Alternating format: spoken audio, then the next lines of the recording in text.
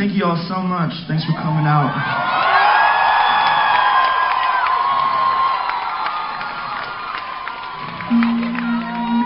So people always get pissed off when I talk about anything other than like what fucking kind of jeans I wear. So prepare to be pissed off. We want to hear it, Conor! But obviously it's gotta be said, you know, today, you guys, a lot of you are probably too young to remember that day, but it was a very, very sad day. I remember trying to get all my friends, my family on the phone out in New York, couldn't get a hold of anyone. One of the scariest days ever, one of the saddest days ever.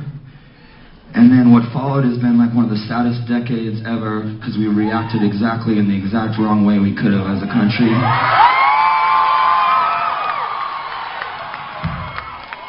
And if anyone tells you that we made ourselves safer by invading 2 Muslim countries and turning a bunch of normal kids into terrorists that hate us, then they're lying to you.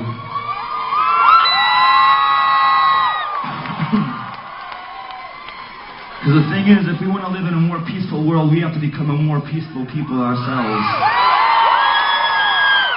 We have to accept our own faults. We have to accept that we're not going to be the masters of the world.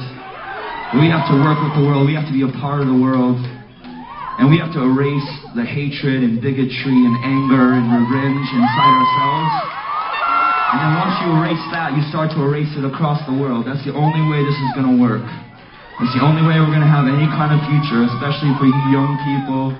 That's the way it's going to be, because there's just too many nuclear weapons in this world, and there's too many crazy extremists, and we have to address the real problems, which are extremism, poverty, hunger, inequality all around the world, education.